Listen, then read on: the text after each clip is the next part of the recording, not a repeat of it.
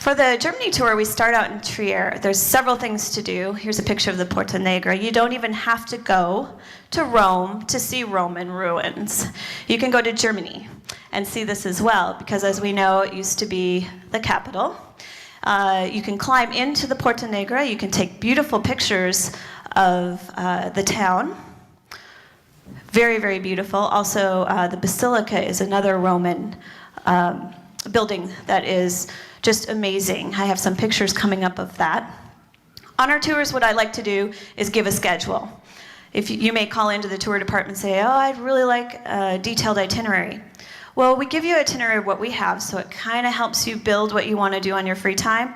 But as guides, we make it our own. Like I said, we create it with the help of tour operations. Rick gives the blessing, and then we can kind of personalize it and gear it. I always use it as group think. What's my group like? What do they want to do? But that's just an example of some of the scheduling and the timings and things that we do. Some of the options, the walks, maps we hand out. Really try to, knowledge is power. Give you that power to go out and experience things yourself.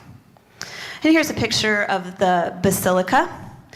As guides, we take you into the Basilica because, of course, it's closed on a Sunday. It's a Lutheran church. So we take you in there and we give you some history and information of the inside and what it was all about. And then you hear more about it with your city guide. I kind of think of us when we're guides doing the fully guided tour. We're teachers. We're giving you the round picture of everything, where it's like you're walking down a path. And you're telling the story, and you're giving the information, and then you kind of stop, and you kick over a rock because something interesting looks interesting under there. And that's kind of your local guide. They're going to give you more detail and more information on what we've started and introduced you to. So you kind of look down at that rock and see all the details. It's kind of like with the local guide, too. They'll give you even more information. And we have the dome. We go in and talk a little bit about that. And the cloister we tour. And this just reminds me, I've already mentioned this, about the Riesling and the different wine that you can have. We do a lunch stop for our tours. And one of them is in Ballstein, where we stop, and it's a great place we overlook the Mosel, and we get to have some wine and a really nice lunch in the vineyards of this area. Absolutely beautiful. One of the sites, this countryside, when we drive over to Ballstein on our way to Borgeltz.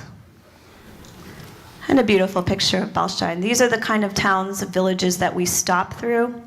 It kind of makes me sad that we just have to stop and visit some of these, but I kind of think of them as a teaser or a glorified lunch stop is what I like to call it. And Ballstein is one of them. Hopefully you'll come back and maybe want to do a river cruise, like a KD line where you can do it yourself. Again, knowledge is power. You can go ahead and buy your tickets and jump off and jump on. Stop at the different villages. They have seasonal festivities that Tomas can probably add on this too, like Fire on the Rhine, where they have a wine festival. It's a lot of fun and fireworks, and just everyone's happy. Now, I put this in here. I like to show food as well, because we always think that Germany is just meat and potatoes. But really, they have great salads. And this is an example of one of the lunches that we have when we're in Ballstein, or that you could find anywhere if you're traveling independently. You have your cucumbers, your eggs, also the carrots and the cabbage and a nice salad dressing and some cheese and tomatoes. Really refreshing, really good. It doesn't have to be heavy.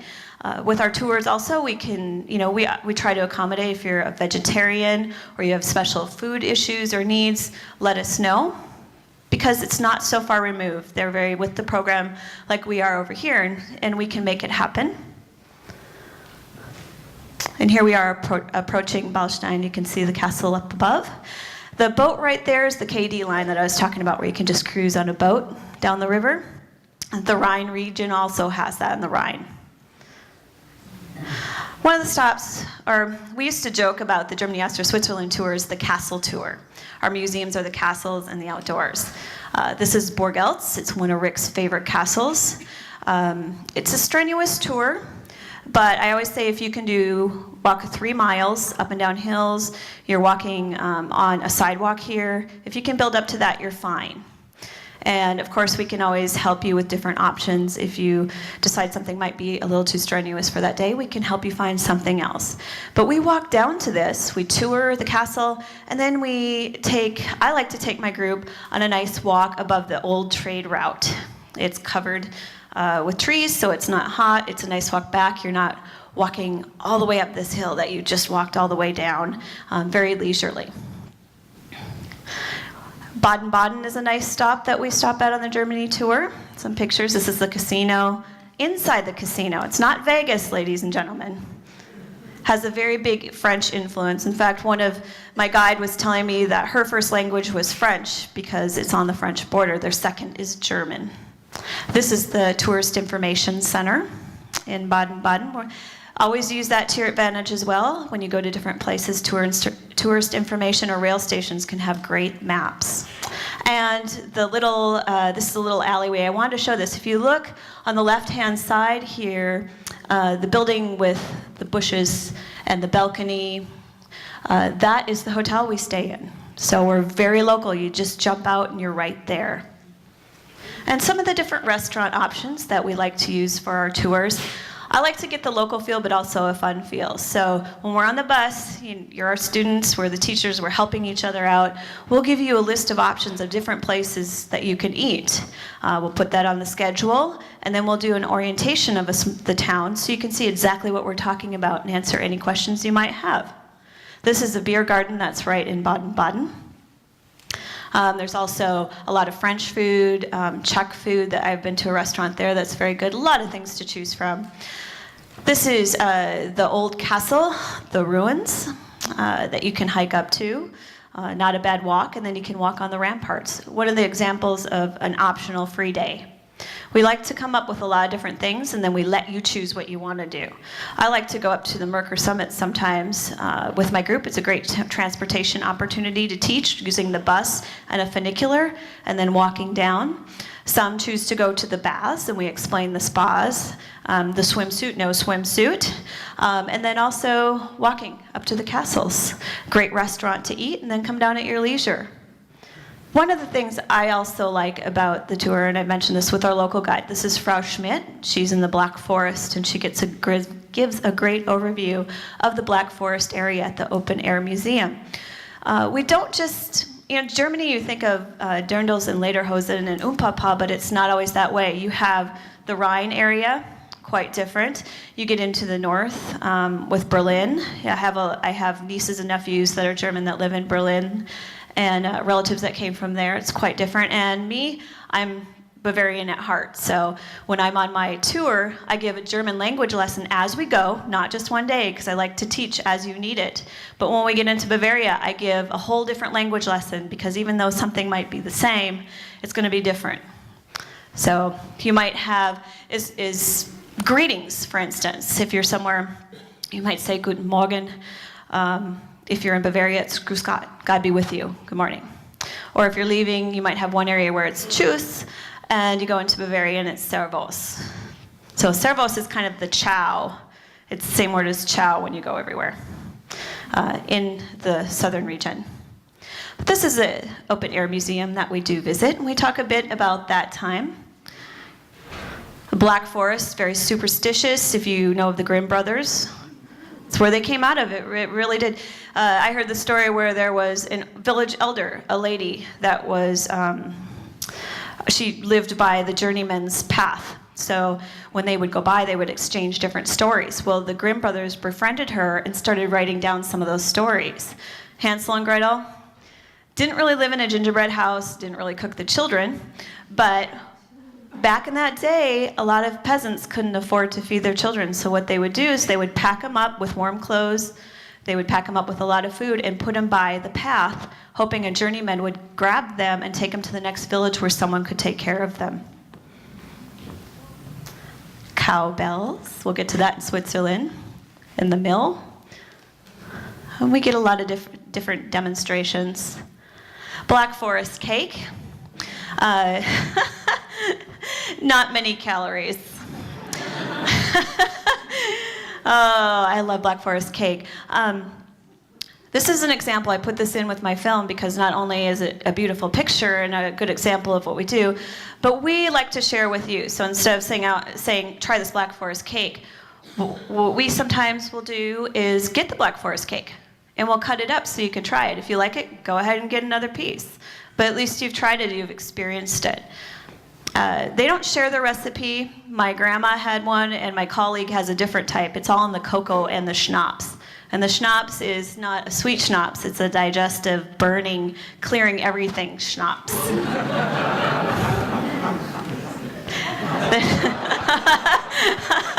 I was busted. Well, I brought one to the driver and forgot about the Kirche in there. He's like, I can't have it, alcohol. So I had to do away with it. I had to eat it myself. And we're on to the Swiss Alps, one of my favorite places. I grew up in Minnesota on a hobby farm and ran, dairy princess thing and everything. So I know a lot about my cows and my hiking. When I get into Switzerland, I love it because as a group, we really bonded. It's very easy to use the transportation. I always tell everyone, it's like clockwork. It's like music to me, just like driving on the Autobahn. It's like da, da, da, da, da, da, da, da. Everyone's just going in a certain manner. This is one of the cable cars that we take up to go to our hotel on the one side for the Germany, Austria, Switzerland tour. Our hotel is probably up, the highest peak up there. You take a couple different transportation cable cars or gondolas. You take this one up, and then as clockwork, the one from Meiringen is coming down to Gimmelwald as you're coming up, and they meet, and you swap. And then you go up. It works just like that. Like one of the hikes I take that I like to teach my tour members about, it's going to the train station in Meiringen, getting the scenic train. Take the scenic train, whoever wants to go. We stop off in the next town. And then the cable car's coming up. We get off, we get on the cable car. It goes down to Lauterbrunnen. We cross the street. Oh, there's a cogwheel train just came in. Get on it. Takes us up to Wengen. Oh, there's our cable car coming down. Get on the cable car, go up, start our walk. And I took some pictures here on our walk to the hotel, just to give you an idea of how local it really is and how jealous I am that they can stack wood like that. Aren't they adorable? That's an example of one of the hotels that we do stay at, the Hotel Jungfrau. Wonderful people. I consider them family. We consider a lot of these people family because they're small, family-owned hotels. I like it. They're in the Old Town area. All you have to do is put on your tennies and go out and do stuff. So if you get tired or you want to freshen up, you can come back to the hotel. You're a slave to nobody but what you want your schedule to be. And we give you an opportunity to learn about how to use the U-Bahn, the S-Bahn, the tram. When we get into Vienna, one of the things that you can really do, you might think it's touristy, but I've done it, I like it. A good overview is to do the Vienna Ringstrasse tram tour, where you get on the 2 or the D, depending on which way you want to go. You can follow Rick's audio, which he has now. You can use that on your iPod. Or you can follow it in the book, and you can jump off, check out the sights, and get back on. Or just ride around and get your bearings, because you'll see a lot of those things in that area. Fondue, trying the local cuisine. Here's Boops. He is an alpine horn player. He'll come and play for us sometimes. And different transportation modes. This one is a funicular. I think of it as a zipper, up and down. It's close to the ground. A lot of different hikes to do, a lot of different price points. So anybody can do anything. You can do something on one side one day and do something on the other side the other day. And the view as you go. The rail station. And here's a cogwheel train, the view that we have when we go up to Wengen. Put this in there, it's just a teaching tool. We try to teach you when we do this, not only are we having fun going on these walks, but I like to teach how to read the map, how to match the map up with the signs, and what different things mean. Now, if you see this, it probably means you know where you are, but you wandered off the easy path. But they'll mark with the red and the white, so you know when you don't necessarily have a path that you are going in the right direction. But they have signage, a lot of signage up there that we teach you about and how to read it. Of course, I'd include my Sound of Music dancing. I always hear that when I go through, even though that's not Salzburg. This is the Kleine Scheidegg, where we end one of the walks that we take. Absolutely breathtaking. That's a picture I took myself of a lookout point when we arrived from the cable car that took us from Wengen up. And cows. Wouldn't be very Minnesotan of me not to show the cows. Did you know those cowbells cost about $2,000 or more? And each cowbell has a different sound. So when the farmer takes them up into the Alps, they know who might be missing. And then when they bring them back down for the festivities, they'll have the cow who has probably made the most cheese or the most milk production. They'll clean them up down below in Lauterbrunnen, and then they parade them with elaborate flower display on their head and around their necks. And whoever wins this prize gets this huge cowbell on display. So if you're hiking in the Alps and you see these cowbells hanging off these chalets, it's not touristy stuff. It's actually their cow had the best production. An example of an easy way, inexpensive. Europe doesn't have to be that expensive. I know with tours or travel, it can really add up with a lot of things. But you can find some nice meats, cheeses, beer, wine, and have it in your hotel room or out on a picnic, and really save for what you want, something else you might want to do that evening. And these are some of the paths, some of the walks that we take. We really get you in and experiencing things. These are different huts.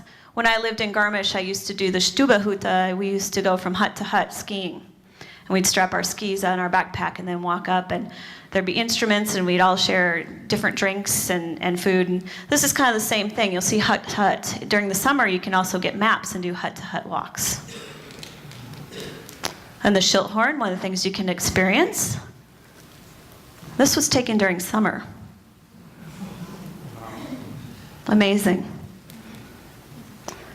Trümmerbach Falls, very interesting. It's one of the glacier, it's the runoff from the Jungfrau, mainly, but all three of the mountains. In Europe, I understand that it's the only glacier falls you can really walk into, in and around, and it's breathtaking. You take an elevator up and you walk down. It takes about 45 minutes at the most. I used to do it as an optional thing, but it's one of those things you really want to see, and tour members have it on their list, but if they have other things going on, they won't do it. So now we stop in and see it, because I think it's worth it. It's amazing. When I talk about glorified lunch stops, I've talked to tour members about this before when they've been on different tours, and correct me if I'm wrong, but I know when I worked for a German company, we would stop off at a rest stop. To me, that's, we stop every 2 hours. There's a bathroom on the bus, but we stop every 2 hours just to get out and stretch.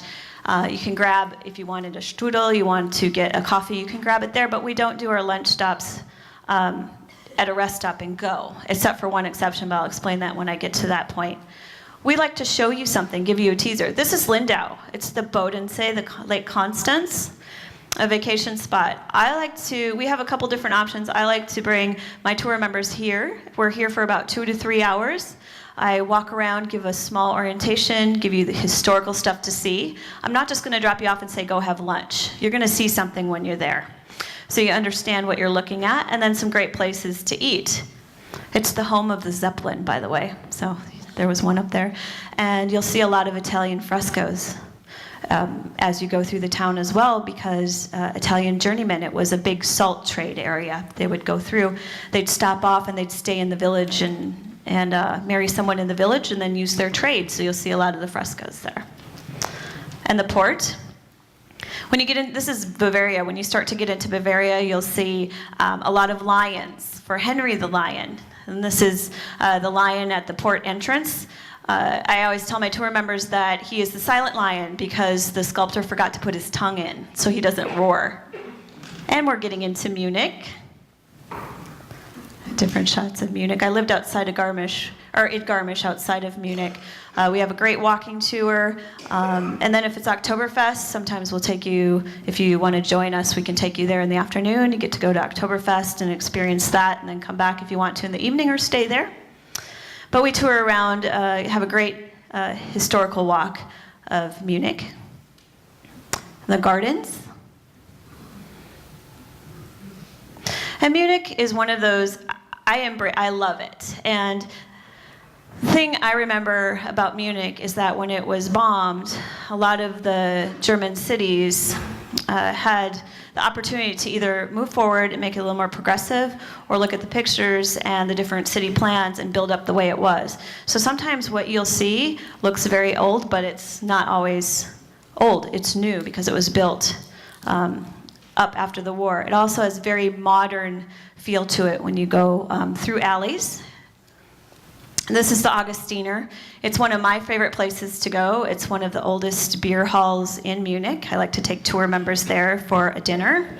It gives you the opportunity to use your language lesson and read the different foods, opportunity to try Bavarian meals and the beer, and we like to give historical information about the Bavarian beer law, why this is that, and why they do different things. So it's a great opportunity while we're there. And street musicians, beautiful music for free, and teaching you transportation.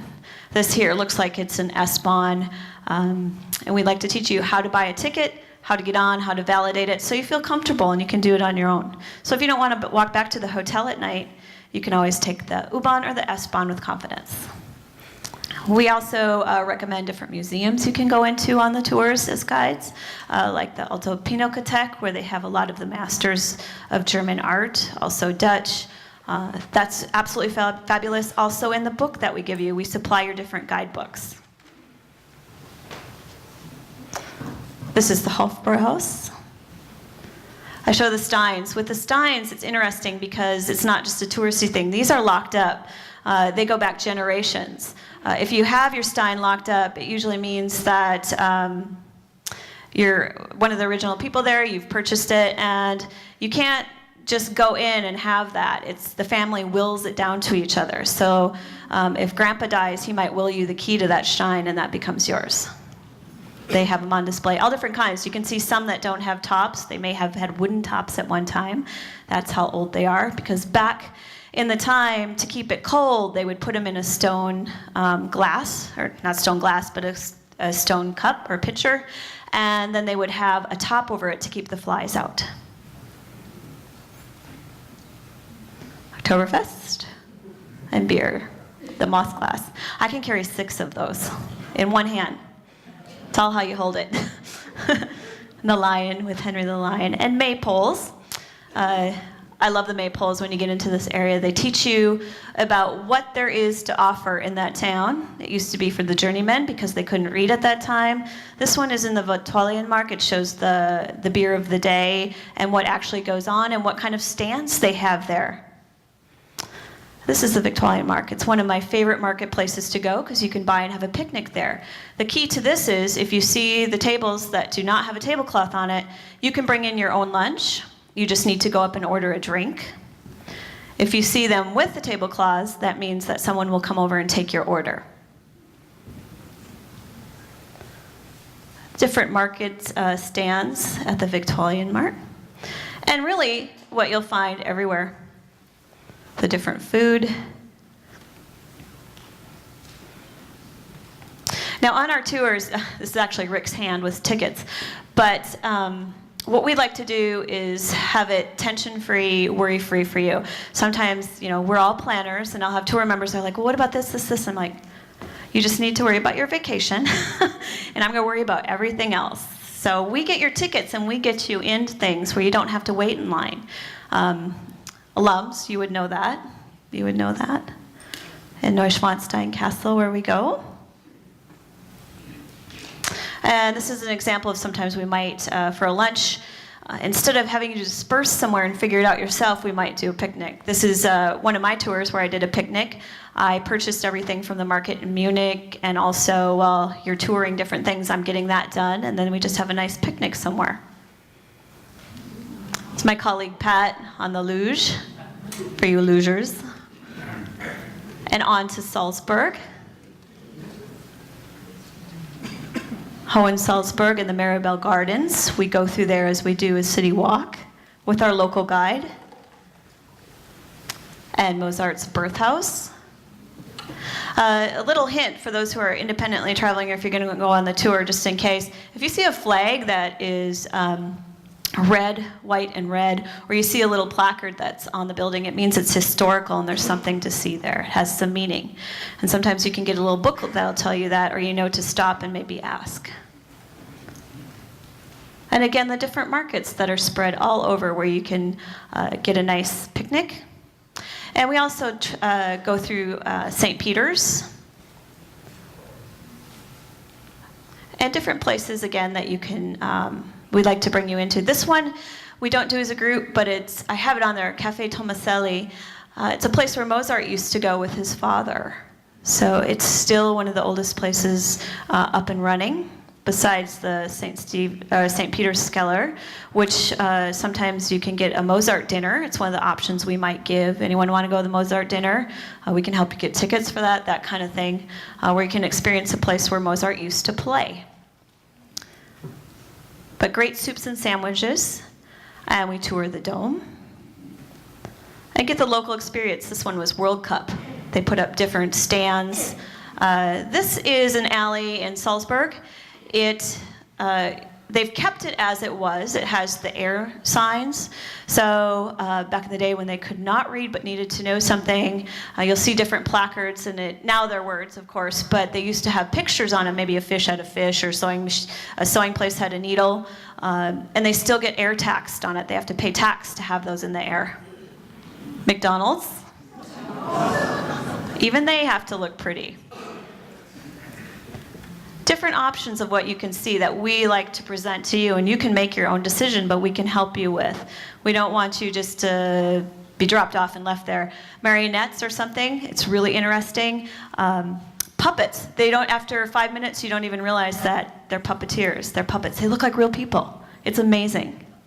And when I've been there, it's only been locals. So you get the local feel. It's not touristy. Or maybe the Mozart dinner, where you have musicians that are playing the instruments from that time period. They're dressed in that time period. You're eating food from that time, and they're singing different bits and pieces from Mozart.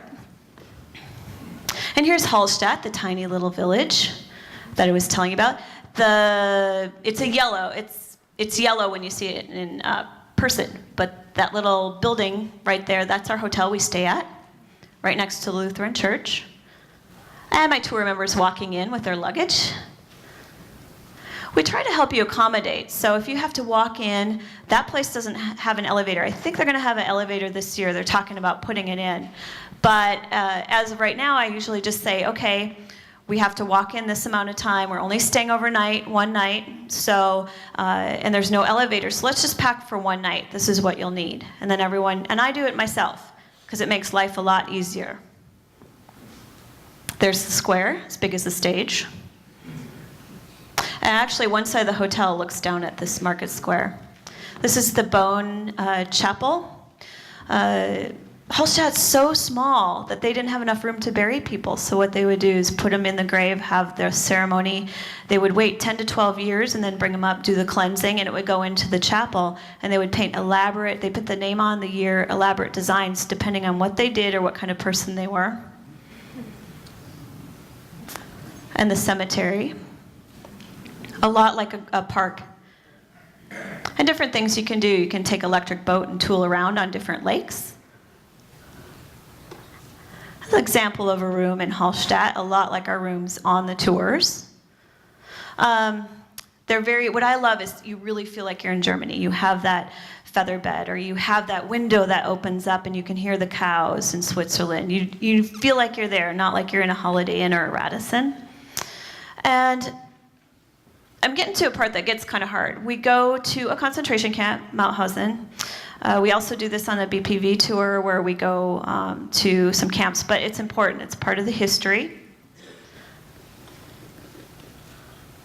And we have a local guide that takes us around. Then you have some time that you can walk around and reflect within the camp and just really learn. They're great. They give you... and they answer questions, and they really bring out the different questions that you or things you might be thinking of. You can exchange information. And then last stop, we're on to Vienna, as we are on the Berlin, Prague, and Vienna tour. And we have a local guide that takes us around. I would suggest that if you do the tour, we don't have a lot of time. We leave Mauthausen. En route, we go to St. Valentin and stop at a rest stop called the Rosenberger, but there it's fantastic. It has a hotel attached to it. It has a great eating place. It's a nice place to get an inexpensive lunch, so we do that. And get into Vienna probably at about close to 5 o'clock, where you have some downtime, orientation of your area, maybe the Spittelberg area or wherever you might be staying. And then the next day, you have a walking tour for 3 or 4 hours, and then you just have the afternoon, and that evening is our farewell dinner. So maybe just stay on and see a few things. Vienna's very big with a lot of opportunities. This is St. Stephen's. And one of our local guys, Wolfgang. We have Gerhard, who does the Germany, Austria, Switzerland tour, and then Wolfgang does the Berlin, Prague, and Vienna. Both wonderful. And different side alleys that they take us into and talk about the architecture and the historical value. This is a monument to the plague that is on one of the main streets.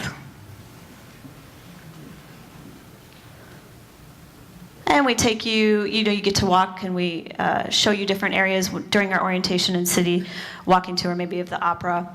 If opera's not in session, sometimes we'll take you to the open air theater where it's in front of the old city hall, and they have a big screen, huge screen, and they'll show opera when the sun goes down. And you can sit there, it's free. And they have different stands with the local wine, the local beer, the local food. So you can have inexpensive, something to eat inexpensively if you want, or a drink after dinner. And watch us, they have chairs set up. And Vienna is also known for its wine as well, with all the vineyards. So opportunity again, if you like the wine, to have some good wine. And this is a grocery store. And again, hidden gems to eat at. This is one of the places, the Augustine, where we, sometimes we pick to have a last night meal. But right, in the Old Town area, very easy to get to. And Vienna by night. The Reichstag. With what happened in Berlin, and the parliament and the Reichstag and with Adolf Hitler, that whole history, when it came time to rebuild a reunification, so to say, they put the dome on top, so now you can go up, you just have to make free online reservations and go tour that. But the whole meaning and value of it is that you can look down, it's mirrored, and you can look down at Parliament and the government and see what they're doing. So they're always being watched. I can't remember who called it the Affenhaus, but it's basically, they were talking about chattering monkeys. And there you can see how you can look down and they're always watched, so they better not be naughty. And what I love about this tour, I've done this tour a few times as an assistant guide, is that there's so much history and there's so much energy in Berlin. Absolutely love it. It's so different. In Bavaria, you have more farmland. When you get in the north, you have more university industrial. This is an example of something you might walk by. We call it the bicycle rack, but really it's a monument. It looks like a bicycle rack, but it's a monument of slate to the politicians who stood up against what was going on, against Hitler, against the changes, and they died because of it. Either, killed en route to something, or mostly concentration camps. So if you look on the slate, you'll see the name, the year they were born, and when they died. Also, when you're in Germany, you might see that with the Jewish community. When you look down on the street, you'll see these brass plates. It almost looks like cobblestone. You can walk past it, but they're in front of maybe a Jewish person's house, and it'll have the names and if they died and if they were brought to a concentration camp. So something to look for when you're walking around. Different monuments.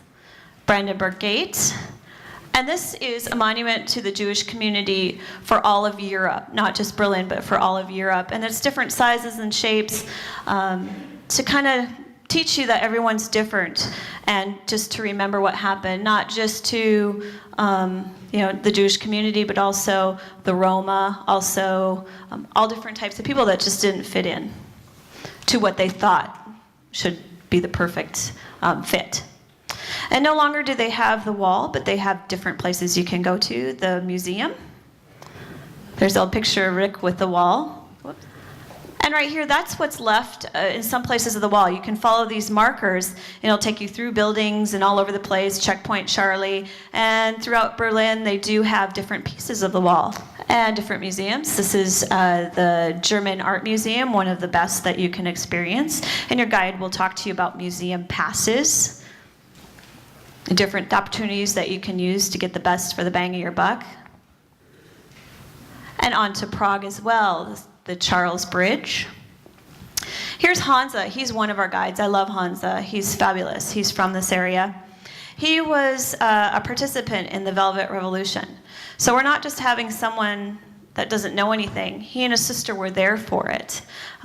He talks about the story of the clanging of the keys, telling the government to step down. Very informative. And all the different sites that you'll see, the cathedral and the wall, the Imagine Wall, the Wall of Peace that people still decorate, and different side streets. And on to Dresden and the palace, also the Green Vault, which you can make reservations for. You want to do that prior. And what I love is the cathedral. What they did is it was damaged in the war, of course, but if you see those black stones, those are the actual stones. And they used the old architecture and engineering papers and rebuilt it with the same kind of method that they did when it was brand new, and put them into the pieces and figure out where the stones went that were the originals. And we visit Český Krumlov as well. Cute little medieval town. Not there too long, but enough to experience it, maybe do a few things. On to the Abbey in Melk, where you'll tour that. The Abbey itself, and also the library. They talk about the history of the monks. This library is unique because back in the day, monks and maybe royalty were the ones that read, also bishops, the Pope. They knew how to read, they knew all that information, but not everyone else did. And these are a lot of the books that the monks kept to themselves. Now, as we're closing up, I just want to let you know as well, if you take a tour with us, if you've done independent travel with Rick and you like the DVDs and you like the books, they kind of go hand in hand with our different tours. We send that along. You want to bring that with you when you're on tour, because we refer to the language stuff for our language lessons, and we also use the books for historical information and different options. So before I close, I hope you enjoyed it. I want to introduce my colleagues. I have Thomas and Jana. I'm going to let them talk. My name is Thomas, and I'm actually living in the beautiful little town of Bacharach in the Rhine Valley. So close to the Mosel Valley, where also the Germany, Austria and Switzerland tour starts. And even on the way back, you might have the chance while you're staying in St. Goar and just take a little trip by train. That's not a problem. Everything is quite close, and don't worry about the public transport system. It's easy, and just get a day ticket. If some of you should be interested in visiting places together after the tour, or even during the tour, while you have time to spend on your own, just always know that the German transport system will offer you passes which are actually a bargain. So don't buy a single ticket. Make yourself familiar with that prior to your tour. I think the travel department helps you on this as well. Or just go ad hoc to the local train station and ask the people there in the service department. They will definitely help you. You mentioned a lot of nice goodies today to eat, and meanwhile I'm hungry, I must say. So really, yeah. And maybe something to add to the wine and the beer we drink. After a nice meal, we also enjoy a nice Tresta. Tresta is actually grappa. The Italians call it grappa. Our one might be not as smooth as the Italian one, but nevertheless it does a job. Yeah, so you feel much better after a meal of Sauerbraten or Sauerkraut, whatsoever. Yeah, that really helps, I can tell you. Not too much. As to talk about wine, if it happens that you should visit our country, Germany, Austria, Switzerland in autumn time, try to visit some of the wineries. They won't have much time in order to deal with you, explaining you about the wine if it is a small winery, because people are out and harvesting the grapes. But at this time you always have the chance to taste young wine. It looks cloudy, milky. If it's made of red grapes, it's rather pinkish, like medicine. Something medical treatment for coughing and so on. But it tastes wonderful, and just be careful, because if you buy a bottle or a little container to take away, maybe share it with your fellow travelers, don't close this bottle, because the fermenting process is still going on. I once bought one and I didn't know about it. I put it in the fridge, which actually cools down the fermenting process. It didn't help, and it didn't help the fridge. So in the end, everything was gone. It exploded simply. It exploded, yeah. Yeah, really. So some people, while they are traveling on the train, they think they can take a container with them, sitting on the train, and suddenly there's a big noise and a big mess. But well, also traditional things to taste, the onion cake that comes along with it. It's a traditional dish in autumn especially, and in late summer. You can mix both of it, but maybe not too much of both, otherwise you would rather feel like a hot air balloon. Both is fermenting. Yeah.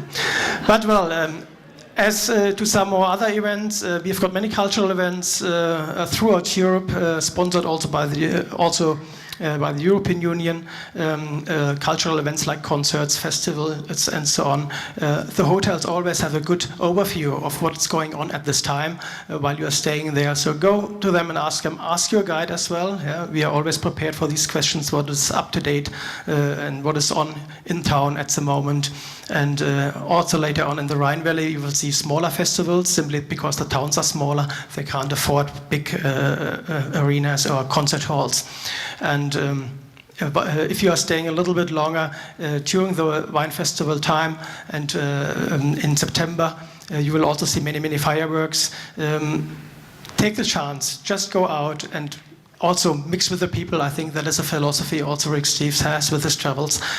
Go to the people, they are all very helpful, I can tell you.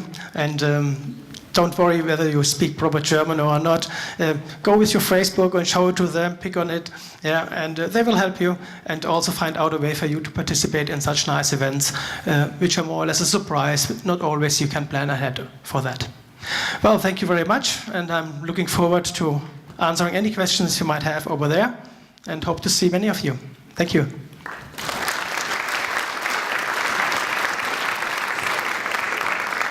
Thank you, Thomas. My name is Jana Hronková, and I was born in Czech Republic in a little town outside of Prague. But when I was 3 years old, I moved to Prague, and I would say that Prague is the reason why I'm standing over here, because all the beautiful buildings and the historical sites and all the different architectonical styles and legends that we have about the different buildings, that was the reason why later on I was interested in history and architecture. And I later on became a guide, but I have one secret to share with you, how I started my guiding career, let's say. Because when I was something like 12 years old, with my schoolmate, we wanted to discover the center of Prague, because we lived originally in the outskirts of Prague, and we wanted to find a beautiful Charles Bridge, and Tara was showing us one picture of the Charles Bridge and the Imagine wall, because that wall, we call it John Lennon's wall. It was painted after John Lennon was killed, and it was really like a symbol during the communistic period of Czechoslovakia of students' resistance. And students were always painting this wall with the anti-communistic rhymes like "Give peace a chance" and "Make love not war." So we wanted to discover this wall personally with my friend, and it's situated just by the Charles Bridge. And we didn't find it at that time. We got lost totally. So that's how I started my career as a guide.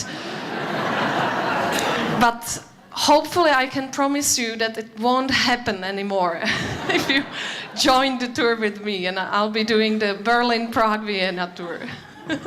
So I will get you there, and I will show you the beautiful castle, definitely, and the Charles Bridge.